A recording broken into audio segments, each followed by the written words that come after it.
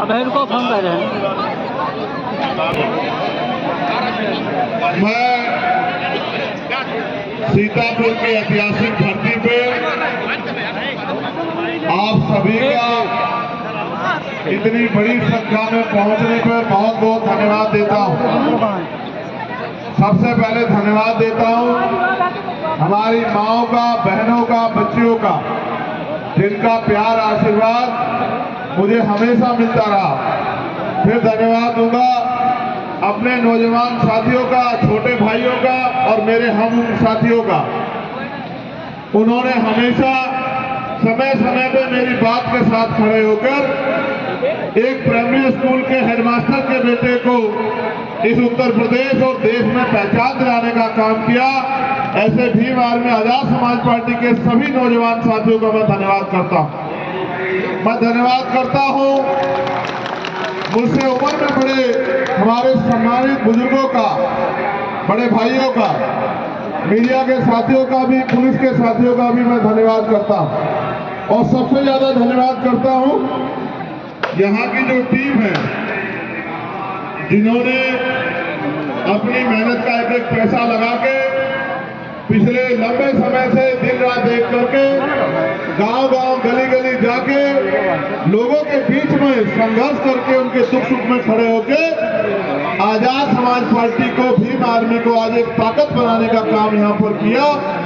ऐसी हमारे यहाँ की पूरी टीम, भाई अनस खान जी, नियाज अहमद जी, अजीत भारती जी, दिलीप जाटव जी, श्यामलाल भारती जी, परवीन संगम जी, अंबुज राज जी, सुशीला गौतम जी, छत्रपाल भारती जी, तोकीर अहमद जी, सुपेंद्र आजाद जी, राजकुमार गौतम जी, सुधीर राजवंशी जी, अरुण भारती जी, श्री कृष्ण जाटव जी, रोहित चौधरी जी और मेरे छोटे भाई और कर्मठ साथी जो यहाँ लंबे समय से मेहनत कर रहे हैं, सीतापुर के सम्मानित जिलाध्यक्ष छोटे भाई विष्णुदीप चौधरी जी का भी मैं धन्यवाद करता हूँ।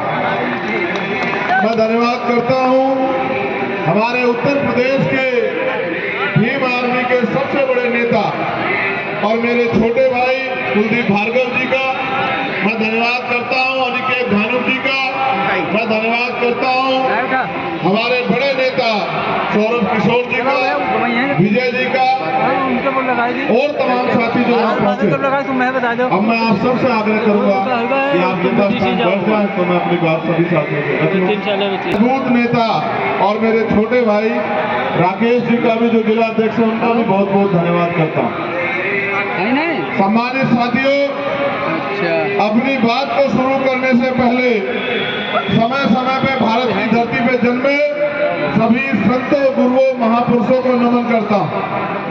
उन महापुरुषों को इसलिए नमन करता हूँ क्योंकि अगर वो महापुरुष हमारे लिए न जीते, हमारे लिए संघर्ष ना करते, अपनी सुख सुविधा को न त्यागते, अपने जीवन में अपने अंतिम क्षणों तक हमें हमारे पैरों पे खड़ा करने के लिए, स्वाभिमान सम्मान का जीवन देने के लिए अथक प्रयास न करते, तो आज इस देश के कमजोर वर्गों के पास, न्याय पसंद समाज के पास, दलित, पिछड़े, आदिवासी, मुसलमान, जैन, सिख, बौद्ध, ईसाई, पारसी और वो तमाम लोग जो गरीब हैं, उनके पास वो सुख सुविधा और सम्मान नहीं आता जो भारतीय संविधान ने हमें दिया। इसलिए मैं उन सभी महापुरुषों को नमन करता हूँ।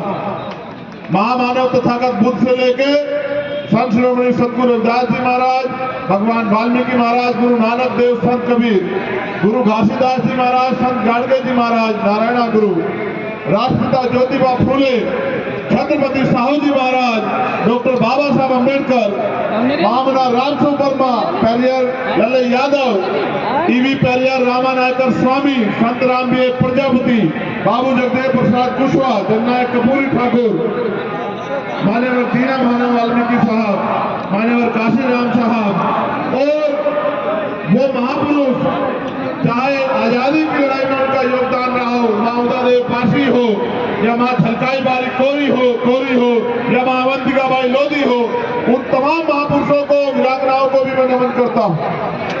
मेरे प्यारे भाइयों, आज देश उस हालात में खड़ा है जिस हालात में हम लोग आजादी से पहले थे, क्योंकि तब हम पे अपनी बात को रखने का अधिकार नहीं था, लेकिन अगर कोई अपनी बात को बगावत करके रखता था तो सरकार के जुल्म सितम का सामना उनको करना पड़ता था। आज भी हालात ऐसे ही हैं। आज भी उत्तर प्रदेश और केंद्र में जो भारतीय जनता पार्टी की सरकार है वो हमारे लोगों का दमन करने पे तुली है, वो हमारे अधिकारों को कुचलने पे लगी है। उनका बस चले तो हमारा सांस लेने का अधिकार भी वो छीन ले। जिन अधिकारों की वजह से हम लोग पैरों पे खड़े हो रहे थे, चाहे वो आरक्षण का अधिकार हो, चाहे वो नौकरी का अधिकार हो, चाहे वो जमीनों का अधिकार हो, चाहे व्यापार करने का अधिकार हो, चाहे समता के अवसर हो, चाहे अभिव्यक्ति की आजादी हो, आज उत्तर प्रदेश और देश में इनका कोई मूल्य नहीं है। चाहे पत्रकार हो, चाहे किसान हो, चाहे नौजवान हो, चाहे गरीब कमजोर हो, अगर कोई भी अपनी हक की बात करता है तो सरकार के लोग पहले उसको डराने धमकाने का काम करते हैं, फिर उनके ऊपर झूठे मुकदमे करते हैं, लाठियां चलाते हैं, और अगर तब भी उनकी कोई बात ना माने तो फिर वो गोली चला के उनकी हत्या कराने का प्रयास करते हैं।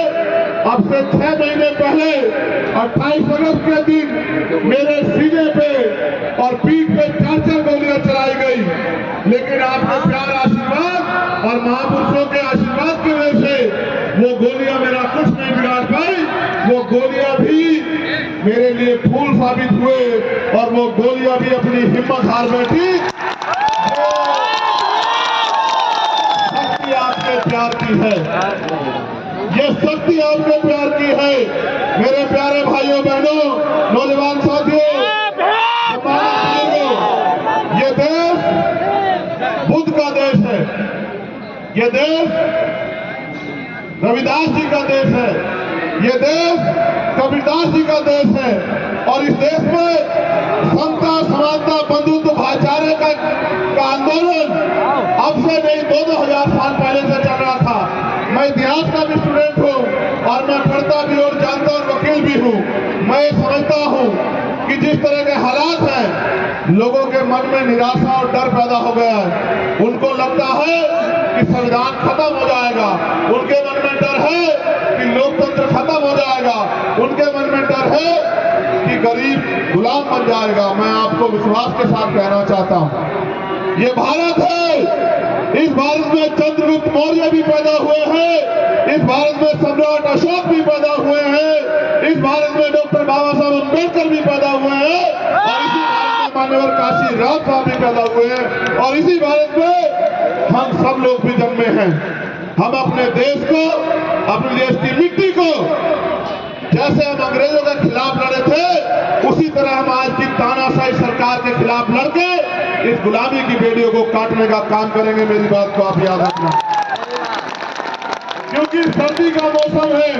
अभी मैंने प्रयास किया कि आपको सर्दी ना लगे, लेकिन अब मेरी बुनियादी बात आप सुन लो, क्योंकि जब तक आप मुझे सुनोगे नहीं, मेरी बात के साथ खड़े नहीं होंगे, उस बात पे काम नहीं करोगे, तब तक उत्तर प्रदेश में हमारे जीवन में कोई तब्दीली होने वाली नहीं।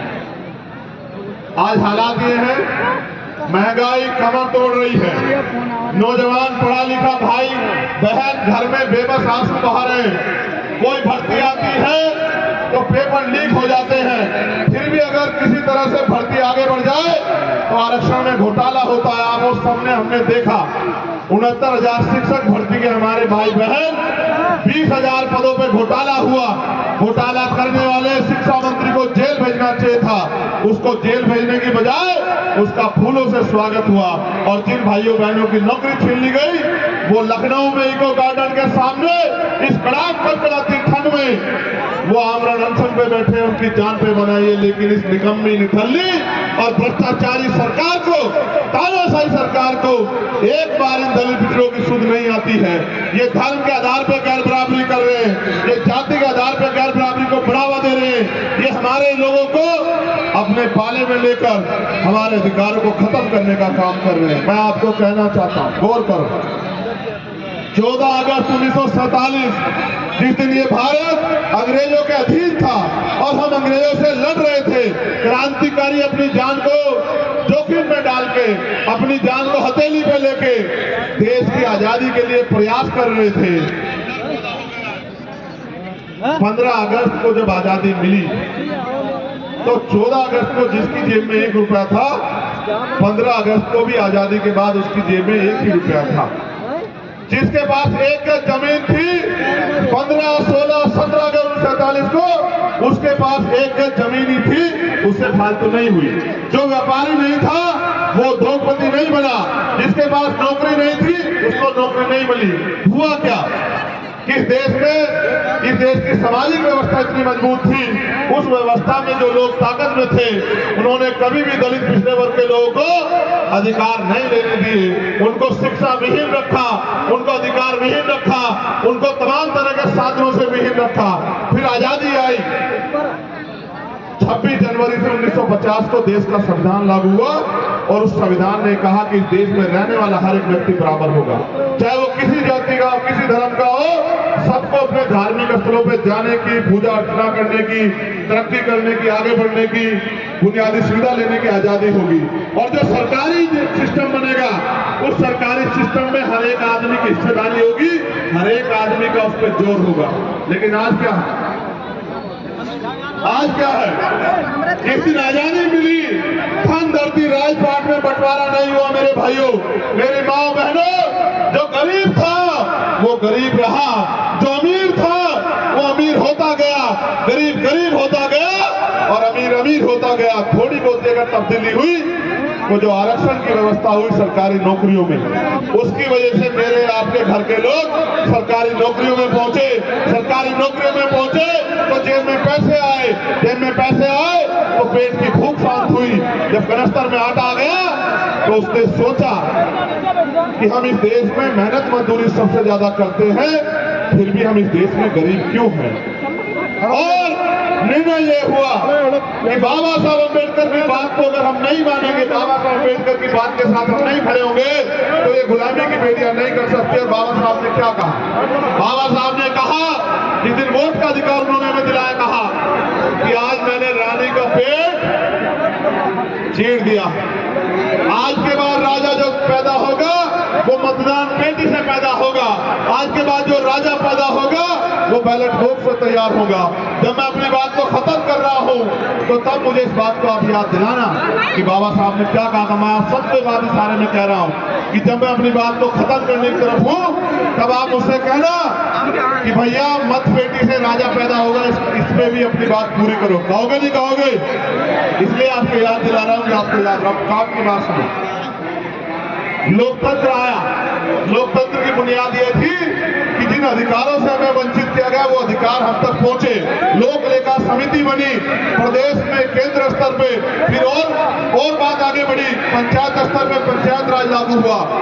और निर्णय उसका परिणाम ये था, उसका उद्देश्य ये था कि जो गांव में रहता है, जो शहर में रहता है, जो गांव के उस छोर में रहता है, जो बस्ती के उस टूटी झोपड़ी में रहता है, उसको भी सुख सुविधाएं मिले। चाहे वो प्रधानमंत्री की बेटी हो या एक मजदूर किसान की बेटी हो, उसको भी स्वाभिमान सम्मान का जीवन मिले।